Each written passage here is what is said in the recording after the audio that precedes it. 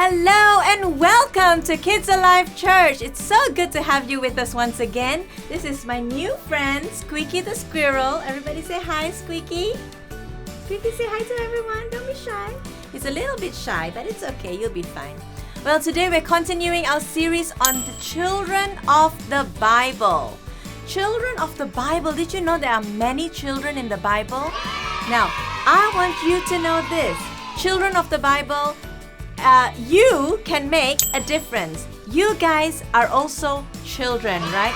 And you are children of today. You're not children of the Bible. But we're going to learn about the children of the Bible and how you can make a difference being kids yourself. Last week we talked about Miriam. Have a loving and caring heart. Well, today we're talking about the boy with 2 fish and 5 loaves. Have a sharing and willing heart.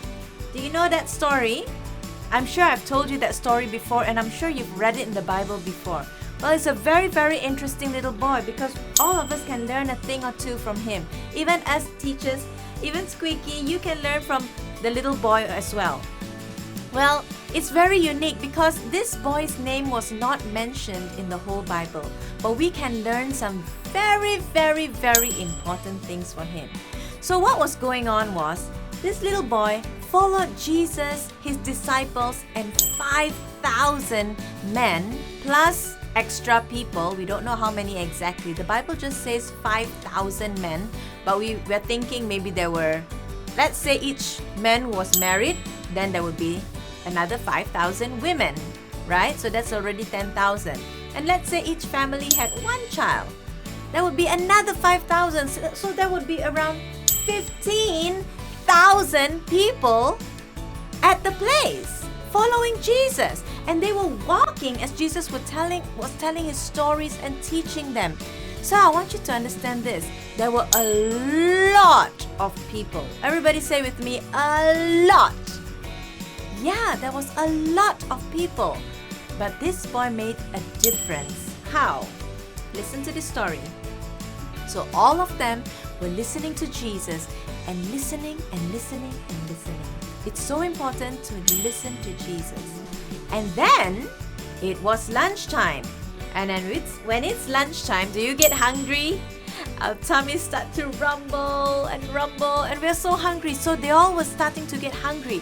And the disciples turned to Jesus and said, Jesus, what now? What do we do? Everyone's hungry and we have no food.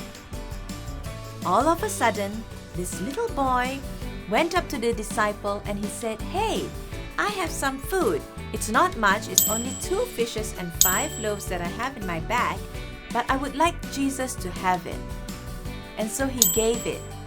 Jesus took it from the little boy. He gave thanks for it. And he started to give out to the people. And when he started to give out to the people, the food multiplied. Do you know what's multiplied? You know the times sign in your maths? Multiply, that means become more and more and more. And it was so much more that they had baskets full of extra, of leftovers, and they had to give it out. And it was just too much. How can that happen? From 5 little loaves of bread and 2 little fishes. How did that happen? That it could feed 5,000, 10,000, 15,000 people, and there was still extra. How did that happen? It was because Jesus blessed it. Now, today's lesson is have a sharing and willing heart. And 3 things we can learn from the boy about how to have a sharing and willing heart. Number 1, listen to Jesus.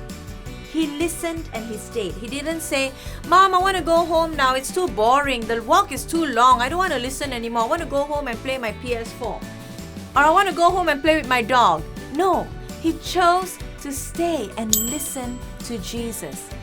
I want us to learn this. We have to, 1, to be willing to listen to Jesus, to sit down and listen to what Jesus has to say. Number 2, he gave sacrificially.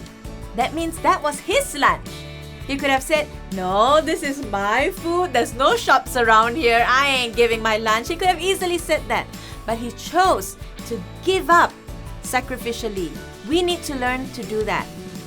Our money, our offering, when we give to God, we have to learn to give without expecting anything in return. The boy didn't read the Bible and say, oh, there's a boy who will give fish and bread and then it will be multiplied by Jesus. He never read that in the Bible, but he gave sacrificially, not knowing what was going to come back in return, not knowing that God was going to bless him, Jesus was going to bless the food and multiply it, and then he would be in the Bible. He didn't know that, but God allowed him because he gave sacrificially. And number 3, have a thankful heart.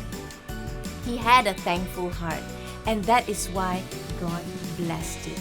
God blessed what he had to give. What are you holding in your hand, children, today? What do you have that you can share with those around you? Think about it. I want us all to think about this. What do we have that we can share with those around us? Number 1, we have Jesus. You can share with your friends about Jesus. Tell them the good news. Number 2, you can share your toys. That's something simple, right? You can share. Number 3, you can share with those around in church. You can give towards the mission field. Just say your daddy gives you 30 ringgit every month. You can give 3 ringgit as your tithes, right? You have to learn to give into the kingdom. And when you give into the kingdom, God will bless you. Amen? I hope you learned something today. And so we're going into our memory verse, which is this. And do not forget to do good and to share with others, for with such sacrifices God is pleased. Hebrews 13 verse 16. Again, and do not forget to do good and to share with others, for with such sacrifices God is pleased. Hebrews 13 verse 16. I hope you guys are blessed. I know I am blessed by this because I want to have a sharing and willing heart. Don't you, Squeaky? Yeah. Alright, good job, Squeaky. I love you guys. I'll see you later. Bye-bye.